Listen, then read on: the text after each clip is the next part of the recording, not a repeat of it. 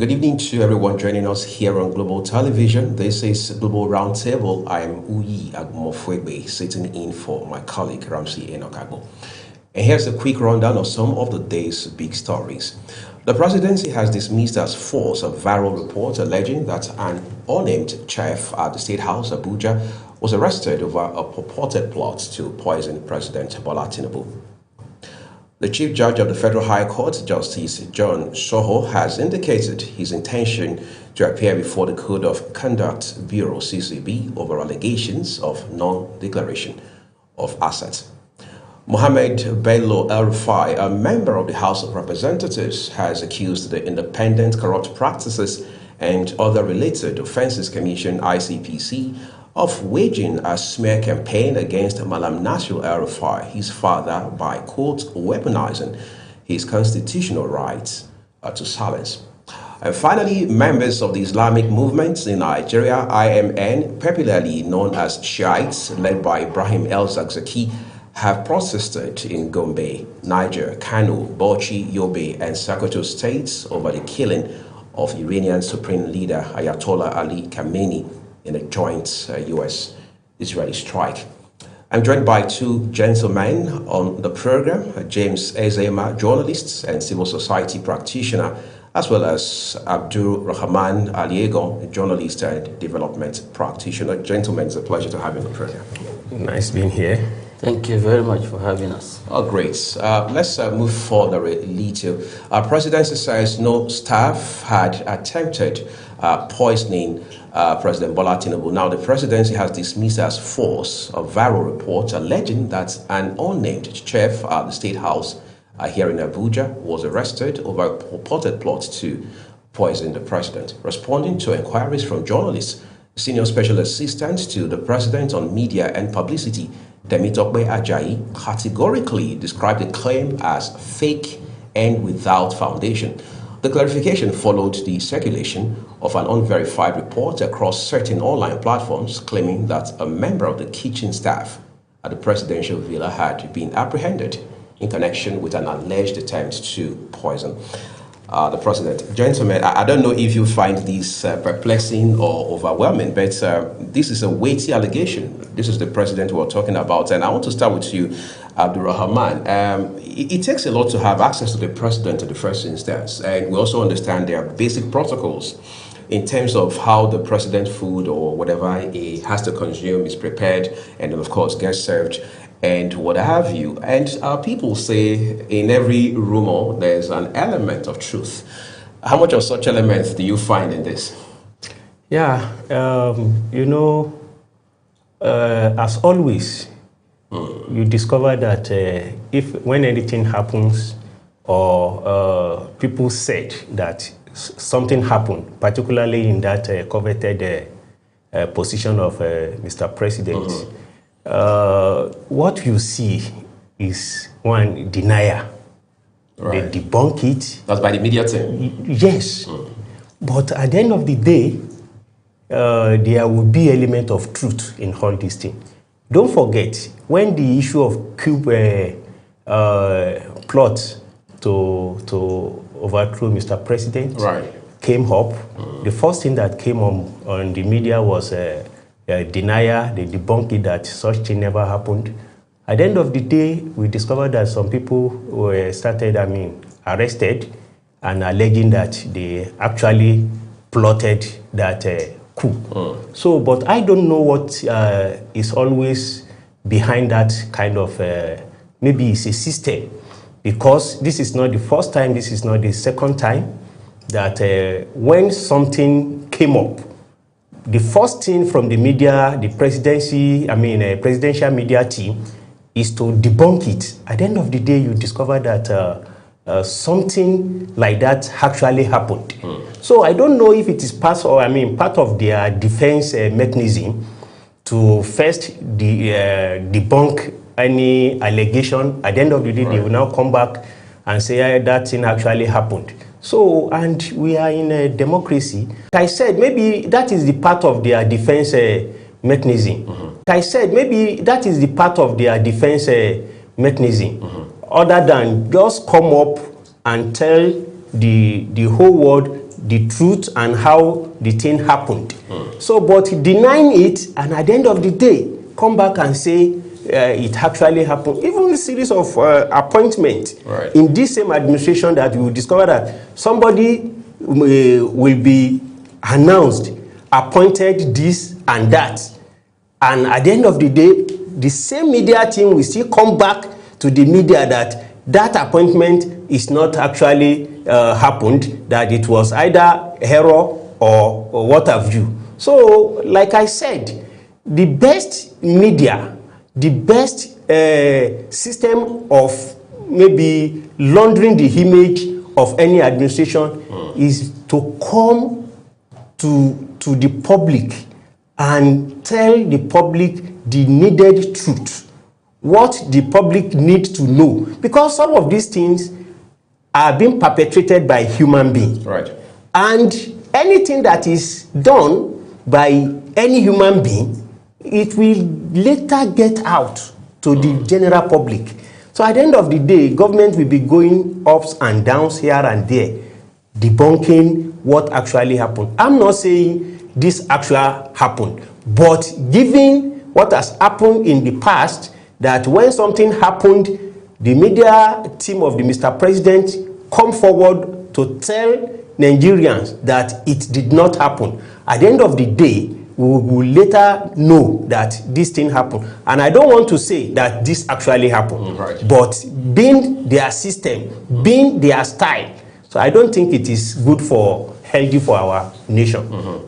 You are also saying there's a pattern of this kind of defense mechanism, to use your term. Let me turn to you now, James. There is a clear-cut distinction, right, between what is fake news altogether. For example, when there's the viral story about the president being allegedly attempted to have been poisoned, and the media aides, or if you like, the media handlers of the president coming out to debunk such a position or reports. Help us understand, what's the difference? Are we dealing with misinformation here, or is it a case of what has actually happened with facts, but the presidency is now doing some sort of damage control? You know, like my colleague said, it's actually difficult to really understand how information is managed within the presidency, because most times you will see this thing come up, and the first attitude to it is play as if it did not happen. But the thing there is that in Africa, I find it funny that citizens are always taken for granted by their leaders, because the leaders in Africa, they find it difficult telling or disclosing, to citizens what actually is the situation within the corridor of power. It is not only in Nigeria, it's a common thing in Africa. You will hear one rumor or the other. When, in any case, in this case, they even tried by even denying it. So it could have been worse. Because sometimes they will just ignore. They will just do as if the citizens don't deserve to know. In a civilized society, once you are a leader at that level, as the president of a country, you no longer belong to yourself. You belong to the entire citizen of Nigeria. And every citizen of Nigeria, so long as you are in office, deserve to know what is happening with you at every point in time. Whether you are sleeping, waking up, anything you are doing, it should be a public matter, because you are no longer the normal citizens that like every other citizen of the country. You are the number one citizen, and you are the leader of the country, and because of that, the people that you are leading supposed to know whether it is well with you or not. There's nobody who don't fall sick. Right. But why is it that somebody will be sick because the person is a president? You are hiding it. All over the world, you see presidents being rushed to hospital for one thing or the other. It's never seen as a thing, as a weakness. No, you're a human being. You can fall sick, And then if you don't even force it, we'll begin to suspect you. Right. Yeah, that is how it is. So why don't we own up to things when they happen? What is it? There's nothing that should make someone not to own up to things that happen, especially when it's something that has to do with the president and is within the president. I'd like us to expand this a little. I still with you, James, now. What should have been the ideal approach under such circumstance? Because it's heavy to the hearing to read in the news that the president was poisoned, or there was an attempt to poison the president. In that case, what should have been a much better approach? Global best practice, peculiarity of our circumstance here in Nigeria, and what have you, on the part of the media handlers of President Tinubu? Well, in the first place, what you should have done is, if it happened, you actually be the one to even let the public know, not getting it from the rumor mill, not allowing the media to get it from the rumor mill. No, you actually let people know in the immediate that this is what happened. As soon as it happened, as soon as it was discovered, as soon as the arrest was made, you declare that, oh, XYZ person was arrested for, even if you don't want to name the person, because probably for the purposes of investigation, there's somebody within the presidency that was arrested for attempting to poison the president. That's it. It builds confidence. It makes people, it builds trust. It makes people to trust the president. But when you begin to talk from two sides of your mouth, you now came, actually when the news broke about the coup plot that he talked about, the story was that 16 people were arrested. At the end of it all, you denied that it happened, and then before you know it, then you came up with the same 16 people. So what are we talking about? So these are the things we are talking. The moment that happened, there was an attempt to overthrow the government, but the situation had been brought under control. That is even enough. You may not even need to go into the details of how many people were arrested. That will just serve the purpose that people are being given feedback on what is happening within the presidency, not for them to be hearing it from rumor. And then when the people have by any means gotten it from the rumor mill, what you should do is to own up. Because eventually you are still going to come up and say it actually happened. And why will you now tell us it did not happen? And then at the end of it, you now say it happened, someone was arrested and things like that. What you have done is that you have made the citizens not to trust what the presidency is saying. So whatever they are saying, you say, that's how they used to talk. You know, you have you have demarcated even the spokespersons within the presidency. Their image will also be in question, because the same people that say, oh, tomorrow when the person releases information, people will not believe it. So even if that thing is a very important information, people will wonder whether this one is one of those things they are cooking up to cover up something. All right. So on the final note on this headline, story, Aligo, when you look at all of this, apparently the presidency is trying to control the narrative here, even though I'm not so sure they have a handle on it yet. Do you think damage has been done in terms of the image of the presidency, of this administration, of the person of the president, and how much of such damage are you seeing?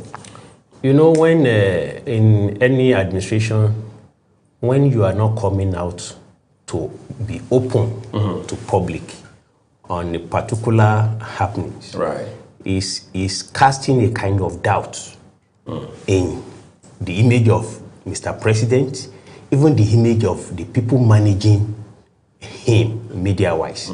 So, you know, the beauty of democracy is transparency. And the moment something begins to be obscurity in all aspect of it, like I made a reference to the coup club matter. I make reference to some of even the appointment made by this same administration. You know, it's not a damaging it's not that they are managing or building the image of Mr. President. other than they are damaging it. And people that are supposed to be in that seat managing the image of Mr. President, you know, some of our leaders, they used to mistake, some are journalists, right, some are PR. And remember, about some years ago, from NIPR, they raised a concern over the people, some politicians, government officials appointed as a spokesperson. Right. They were asking that such people must be taken from must be an NIPR certified right, person and a PR expert in all sense of it. You know, if you are a PR expert, you know when crisis management, you know what to do at every point of any crisis issue. Right. But deodorizing what they tag or what they call as a negative news, actually the health of Mr. President should not be covering, like if something happens to Mr. President, as being maybe sending a negative signal to the people. Mr. President is a human being. He deals with human being, not robot that is preparing his food. Right. His food is still being prepared by human being. And anything can happen, no matter how kind of defense that may be molded around Mr. President, people will still approach him. Look at the issue of late President Muhammadu Buhari of blessed memory. This same kind of allegation came up during his time that he was poisoned. Right. First, they denied it. At the end of the day, he was flown abroad for treatment. That it then now came to the public glare that this man actually poisoned. Because the way... Even as a sitting president? Yes. Because the way the then President Buhari, the way he was looking that time, you don't need anybody to tell you that something has happened to this man. But at the end of the day, it was denied. At the end of the day, it came to the public glare that something actually happened to this man. In this case, to me, it's like a kind of even demarketing the administration. Because the moment you cannot come to tell the public the truth, what they need to know, and trying to covering it, I don't know how that will amount to image laundering. Right. To me, it's a negative image laundering. It is not adding any value to the image of Mr. President, neither the people managing his image. Well, let's see how this unfolds, quite frankly. But quite a number of big stories coming through. Tonight, the Chief Judge of the Federal High Court, Justice John Soho, has indicated his intention to appear before the Code of Conduct Bureau, CCB, over allegations of non-declaration of assets. Now, a statement signed by the court's Director of Information, Dr. Catherine Obi Christopher, noted that Justice Soho had requested the Bureau to fix any dates commencing from the week of March 16 as the most convenient for his appearance, reiterating his commitment to due process, transparency, and respect for the rule of law. So I go back to you again, James. When you look at this story about Justice Soho, does it in any way indicate to you or point you back to the story, the very interesting one of Honorable Justice Walter Onoge, because it has to do with accusation or allegation of non-declaration of assets? Well, you see, what happens when it comes to asset declaration by our politicians, it will shock you. Or public officers generally. Politicians, not just public officers, politicians. But specifically the individual in question is not a politician. You see, once you are appointed by a politician, you are a politician. So you're saying birds of same feather? Once a politician appoints you, you are a politician. By default? By default. Because that's why they tell you that he who pays the piper dictates the tune. No, so it is anybody that is appointed by a politician will always want to protect the interest of that politician. And in doing so, so many things would have happened. Asset declaration is one of the things that citizens do, these leaders do, by sometimes is declaration in anticipated declaration. That's what they call it. Anticipated declaration. I'm targeting to buy a house in Metama, and I will now, in anticipation, I include it in my asset declaration. That could be in 2-3 years' time. Yes, so that by the time I have bought it, you will not say I bought it while I was in office. I bought it before I went into office. This anticipatory declaration, it happens. So some of these public officers always have one issue or the other with asset declaration. Some of them, they use their family members to make anticipatory declaration.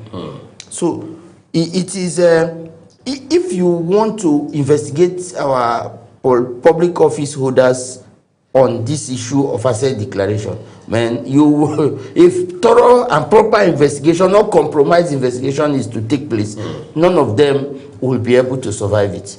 Not one of them. Okay, so here's the thing, Abdul Rahman. Most people say when you hear stories like this, there must be some political undertone associated with it. But if we keep thinking like that, at what point as a country or as institutions overall, are we going to be able to deal with non-compliance? Because these are statutory issues.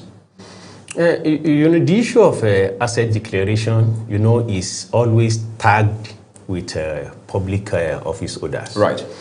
And in all sense of it, you discover that asset declaration is not being properly done. Because does it follow due process? That is just it. Just like my colleague rightly said, that if proper investigation is to be carried out, I doubt even Mr. President may not survive it. If it happens to, the proper investigation of asset declaration should be done on all office holder, political office holder. I doubt if any of them, whether elected or appointed, because at the end of the day, anticipatory acquisition of property, just like he rightly said, that somebody will be anticipated to buy a property 2-3 years to come, and he would have filled that in the form. So at the end of the day, if he is unable to acquire that property, what will that be doing in that declaration form? But because they know the moment they occupy that seat, they will either by crook or by hook, they are going to get those amass unnecessary wealth, even the one they don't need. So because the intention of manning or sitting in a public office is not to serve the people. It is just to go and cut your own part of the national cake. So that is why you go with your knife. That is just it. In fact, that is the fact. Because anybody that maybe is lobbying for one position or the other, you know how much they push into it. And I read in the news few days ago that either EFCC arrested somebody that was being paid a lot of about 620 million naira to secure a particular government public office. So about 620 million naira. EFCC arrested that person. So if somebody is lobbying to get into a particular office and he can pay as much as that, tell me, if he gets to that place and they now ask him to come and declare his asset, definitely he would have declared what he has not even acquired. Right. up front before he even got to that. Because the person must make return on investment. That is just it. And people in the helms of affairs today, it is not a news that employment is being bought, slots, ambassadorial slot, people paid, claimed to have been paid for ambassadorial slot. At the end of the day, it did not happen. So the moment our maybe employment position of service is being bought, so definitely the multiplier effect will be all this thing we are talking about. But the beauty of this one is the honorable justice said is ready to appear before the CCB. So I want to even applaud him for that, because look at, then secondly, we will make reference to this Onogen something. You equally notice that if something is not going down well with a particular government, that is when the allegedly attack on any justice or judge who is not playing ball. That is just it. And why now? This is not the Justice So did not occupy that position today. It did not occupy that position this year, neither last year. But why this issue of asset declaration is coming up now? For a man who has been the president of FCT High Court, I mean the chief judge. Now, why now? So to tell you that something is fishing, something is happening, maybe it's not playing the ball as it is being expected. So they want to come back to him. So that is why we say the issue of asset declaration, I doubt if going by what is expected of any political office holder, if they are to be declaring their asset, and if proper investigation is to be carried out on any public office holder asset declaration form, you discover that it is a ruse. All right, James, let's talk to you for a second about this as well. In the case of Honorable Justice Onogen that we just mentioned quite a number of times a while ago, the man went to courts and ultimately he won, and we understand that the presidency had made an overture to him to say, can we not explore some alternative dispute resolution channel to resolve this and put it to bed once and for all. If we're using that as a standard, is it not also indicative of the fact that this issue in front of us right now could end up the same way? You see, so many things happen in this country. Like the issue of the Onoge that we talked about, it was actually a political matter. It was, he tried all his best to explain that, look, this money you are talking about is extracted from while I am in office. So I have not, because asset declaration is when you are in and then out. So when you are in, you declare, this is what I have as at today.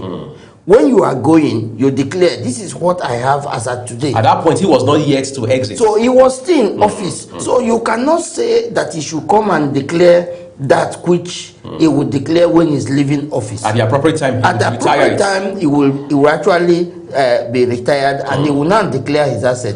At the time that he has retired and he's leaving, and he has declared his asset, and he did not include that which you have specified, you hold him accountable. Then you can hold him accountable. Or there is an evidence that those things were there before he got into office. You can hold him responsible. That is how it is done. But not when you just come and you are just doing fire brigade approach. No. All right, we wait to see what the response from Honorable Justice John Soho will be as he appears before the CCB. Let's turn to a different story for you, everyone, at this point.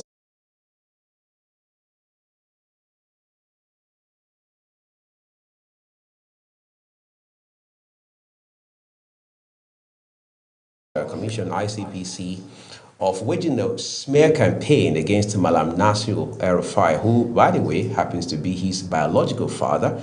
He says it is being done by, in his word, weaponizing Malam Nasir El-Rufai's constitutional right to silence. Now, in a very lengthy statement he signed on behalf of the El-Rufai family, Mohammed Bello El-Rufai said it was, quote, deeply unfortunate, unquote, that a constitutionally established agency had, in his words, descended into what he called, a circus of chicanery, alleging that the ICPC was prosecuting a media war rather than adhering to the rule of law. Now, this is getting quite interesting. At the point we understood that the former Kaduna State governor had had a case to answer with the EFCC, that is the Economic and Financial Crimes Commission, and he did give a date on which he was going to honor that invitation, and that happened. And then afterwards, he landed in the hands of the ICPC. And then we understood that the DSS also had charges bordering on squarely national security against him. But in the middle of all this, he appears to be much more, at least at this material time, in the hands of the ICPC. Adds to that the fact that we now understand the ICPC had been able to obtain a search warrant from a magistrate court to execute a search on his property, that's his own private residence, which has happened here in Abuja. And the ICPC is now saying that, amongst other items, they had found, wiretapping equipment in his house, that his search was carried out in the presence of his son and his wife. In a response or in a reaction to that, his son, who is a member of the House of Representatives, now says that his father's right to silence is being used as a weapon against him. Again, Abdulrahman, is this just mere politics, or are these issues that are so weighty that the Nigerian government should not take it for granted? You know, almost everything is being politicized in this country. Including this issue? Yes. You see, particularly this issue, there is a politics aspect of it, and there is the issue of public interest aspect of it too. There is no doubt that El-Rufai is not being persecuted for political reason. Because if we are to go by what we have said here, that democracy is all about transparency, and the moment it is becoming shrouded in obscurity, it is casting a doubt. Right. El-Rufai finished his tenure in 2023, and if there is anything or any allegation to be cleared, that should have come before now. At least 2023 to 2026 now. That's a distance of 3 years. Right. What is ICPC looking since this time? EFCC, what are they looking?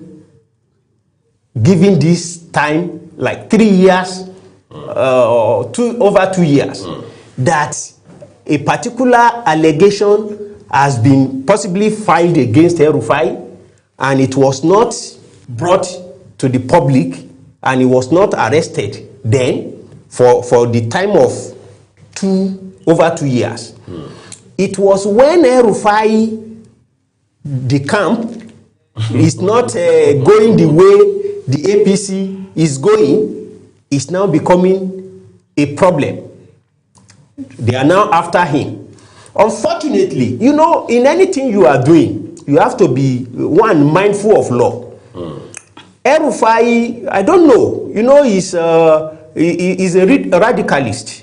But even no matter what the genuine of your hunger, so to say, there should be a way to manage information. Like I said, the issue of tapping a communication device of a particular person, not even an ordinary Nigerian. somebody in position of security advisor to the president. You know, and you are saying this freely, that because government does that, you are not a government, you are a human being. Anything government do can still come under the purview, under the responsibility of government, not even in the area of security. Today in Nigeria, we are still battling with the issue of insecurity, right. And this insecurity cannot prevail, cannot go on without communication. If you are admitting that you tapped into the line of the NSA, is a big offense, so to say. But the point here now is that if you read in between the lines, what led to that point? What led El-Rufai to that point? Politics. Politics of campaign against the ruling party. Right. Meanwhile, don't forget, El-Rufai was part of the APC regime. That's right. Served about 8 years as governor of Kaduna State. But they parted way as a result of maybe he was not given the ministerial appointment when he had even appeared before the Senate, but not cleared. Right. So from there, you discover that there has been a problem, and the problem now led to him defecting from APC to join the ADC. And he was active participant in ADC, and he is not hiding it. Right. And I want to believe that must have brought him to where he is now. But the issue of, you know, when government want to hook you, they use your words. Part of what, in fact, the issue of the corruption at the end of the day may be set aside. They will now focus on the issue of national security. You sure you understand? So that is where I say that the El-Rufai must have been conscious in his approach to all this issue, because when the issue is being tilted towards national security, I doubt any government, if any government will want to just look elsewhere on that matter. So it's a serious issue. I don't know how it's going, but in Nigeria, the moment he can, if he pledge that he's coming back to APC now, there's every possibility that the issue, the allegation, no matter how weighty is it, may be thrown away. So it is politics, and we should not be confused about it. That is it. Interesting. Yes, I mean, Abdul Rahman says it is politics, and as such, we should not be confused about it. But beyond politics now, James, let's look at El-Rufai. I mean, this is a man that has been as controversial in his dealings in public office as the Nigerian democracy itself is controversial, including our electoral process. El-Rufai had been turned down, for want of better words, by the Nigerian Senate when he was supposed to have been screened in 2023. They said there was a damaging security report against him. And up till this point, the man says nobody has given him as much as a hint about what the so-called damaging report is about. There are those who say that, well, whatever is happening to him now is nothing but political witch hunt or persecution of some kind, because he parted ways with the APC and decided to pitch his tent with the ADC. Is that what you see? I think we are all aware that the APC national leader at a point, the former national chairman of APC, had said that... hopefully you are not mentioning my senator. I don't want to mention him. So he has said that, look, if you come to APC, your sins are forgiven. If we inverse it, it means if you leave APC, your sins will be remembered. So it is unfortunate that while El-Rufai was within the fold of the party, nobody talked about his cases. The cases that I'm mentioning now was even the protests that are going on in his home state. People are saying, come and answer. These are some of the allegations that were already made against him long ago, and nobody talked about it. Nobody's talked about whether they have set a panel, they have not set a panel, what is the extent of investigation and things like that. No briefing, nothing.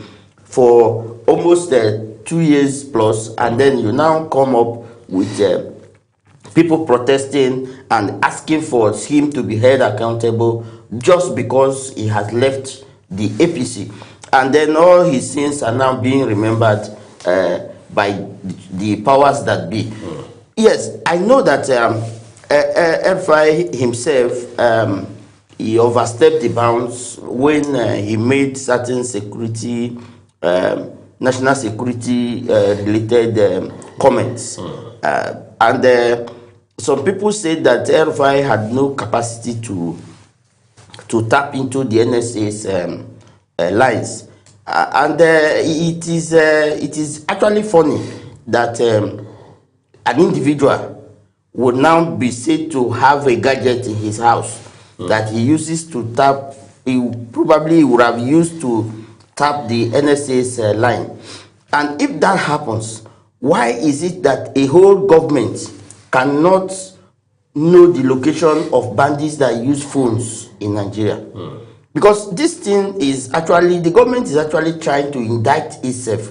Because if you say that an individual, one person within a circle can tap the line and listen to communication of somebody as high as the NSA, whose official communication are always carried out within a secured system, and then that system was hacked and nobody noticed it within the system did not trigger that there is something wrong somewhere, and then it was when the person now came and owned up to it that you now decided that you are good. No, I think that is self-indicting as far as I am concerned, because if an individual is that sophisticated, then the government should be more sophisticated than an individual. And then the issues of insecurity here and there is something that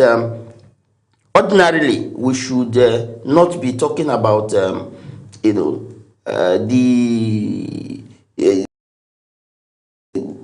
A bandit coming, making demands, or a kidnapper making demands and making phone calls, calling people, and then asking for ransom and things like that. And then ransom is delivered. They use communication to say, okay, come to point A, from point A, go to point B, go to this place, go to that place, and then drop the ransom money somewhere and things like that. Sometimes they come face to face with some of these kidnappers when they are dropping this ransom money. That to the extent that one of the cases that I read, they said that the kidnappers had to sit them down and then start counting the money to be sure that it was complete. So all these things are happening, and the security network in the country cannot use that opportunity to track the location of these people and get them. So these are some of the self-indicting issues that are coming up from this thing that they are trying to establish, that El-Rufai actually tapped the NSA's official communication. If intercepted official communication of that nature by use of some devices, then what are we now talking about? Why is the country not secure? So we should be able to answer that question. And I think the office of the NSA is also we citizens have a right to hear from them why it is difficult to track some of these ransom takers. You saw some of the recent cases where the government say we did not pay ransom, and then the bandits will do a video and come out and say no, don't mind them, they paid us XYZ amount. Provide counter evidence. So, and that will still happen, and nobody is arrested, nobody is tracked, nothing. So I don't understand. But an individual have a capacity to intercept communication of a highly placed, in fact, this is the number one security officer of the country that we're talking about. Right. Because every other person, they are just reporting to the president through his office. So how will that be? It is something that we have to actually know how we are, the kind of image we are trying to create out there in the international community, that these people are a bunch of unserious people. Because if actually that happened, then man, it is a bad news. Quite interesting. Well, there's so much of news from today's newspapers, but one of them is the one that has to do with the events in the Middle East. We're back at home here in Nigeria. Members of the Islamic movement in Nigeria, IMN, popularly known as Shiites, led by Ibrahim El-Zakzaki, have protested in Gombe, in Niger, Kano, Bauchi, Yobe, and Sokoto states over the killing of Iranian Supreme Leader Ayatollah Ali Khamenei in a joint US-Israeli airstrike. This is coming as the Nigeria Police Force has ordered all the commissioners of police across all 36 states and the Federal Capital Territory to heighten surveillance across the country. The force directed them to pay a particular attention to the north central, the northeast, and the northwest of Nigeria amidst tensions in the Middle East. Shiites and Iran are connected by shared faith, religious leadership, history, and a common sense of global identity, with Iran acting as the symbolic and practical hub of Shia Islam. Gentlemen, let's wrap it up on this note, and I begin with you again, Abdurrahman. Iran is not Africa. These events is pathetic, and there's a strong human angle to it, no doubt about it, given the lives that have been lost and the tension that has been created across the gulf of the world as we know it. But then again, how do we explain these movements, as it were, that we are seeing across several states in the northern part of our country?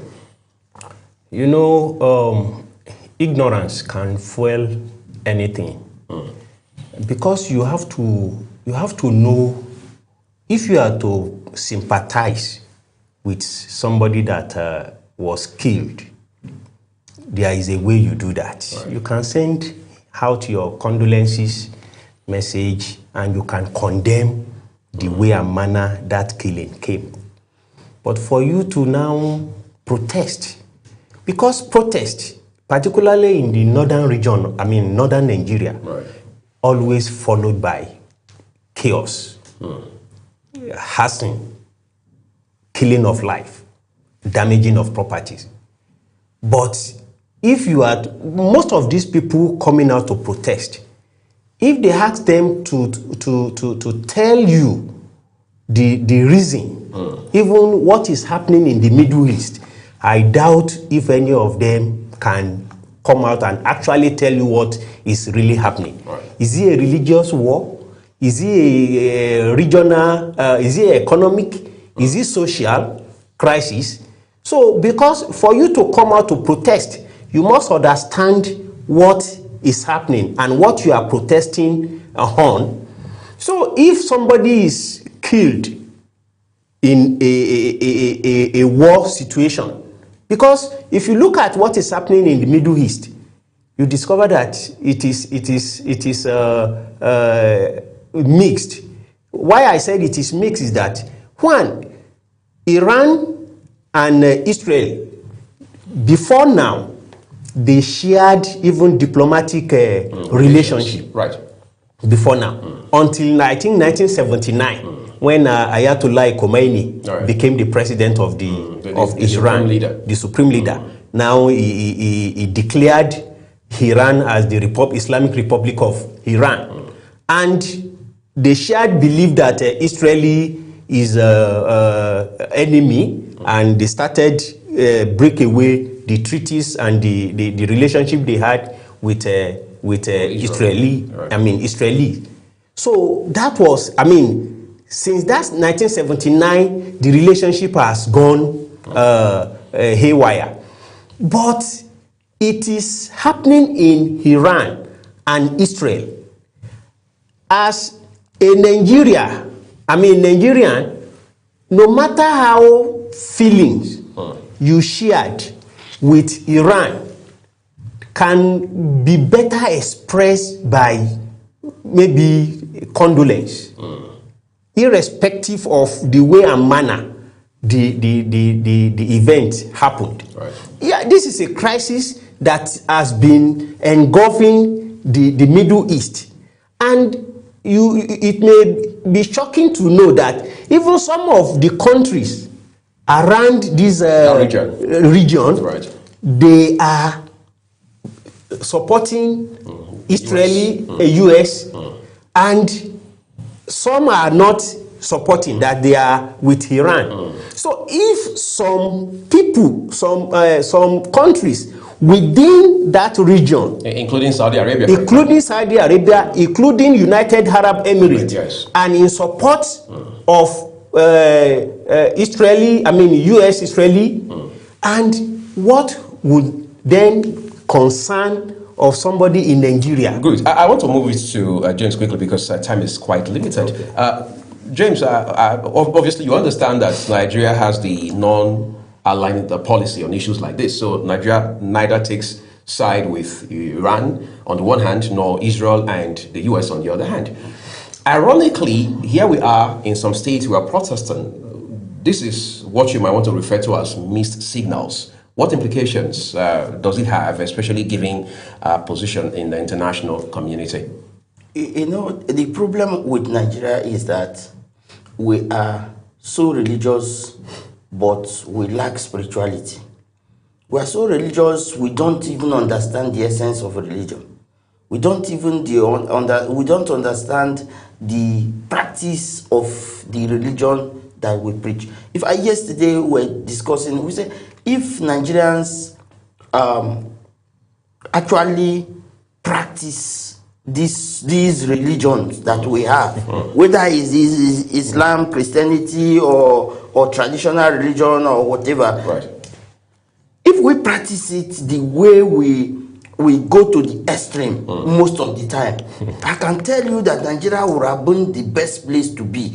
Today in this country, you cannot say you have left your property here and you come back to meet it, even within an office environment. In fact, somebody said yesterday that you will see somebody near you in a church, you are suspecting the person because you people are seated close, because your phone, they will tell you in the church, most times in most churches you see where they announce take care of your bag, take care of your phone and things like that, because there have been cases of phone being stolen. So it's a case of once bitten, twice shy. Yes. And then in the mosque, it was in fact it was in the mosque that we had that the official car of the NSA was stolen. So these are not to talk of shoes of individuals and people who come to pray at the mosque and they go home with barefoot. I was a victim of that. So this is what we're talking about. So the way we practice religion in this part of the world, we just go extreme. We don't even understand what is happening. We just hear that, because something happened, this person is a Muslim, this person is a Christian, all of a sudden we start protesting, right. And that is how we protest. It's not because we understand the issues. We don't understand those issues. So it's we just from the standpoint of because this person is from my own religion, and then let's show someone else has solidarity. Exactly. Yeah, it's even economy of religion. Okay, I think we need to hold a symposium on that, gentlemen, if you would permit us. But incidentally, this is the much we can take on the program today. I'd like to say a big thank you to both of you for making our time to join us here on the program. I've been speaking with James Ezema, is a journalist as well as civil society practitioner, and then we've also been joined by Abdulrahman Aliego, journalist and development practitioner as well. This the program for you today. I'm Uyi Agmofwe. Thanking you for watching Global Roundtable. Roundtable. I've been here in place of my colleague Ramsey Enoch Agbo. Our broadcast here on Global Television continues.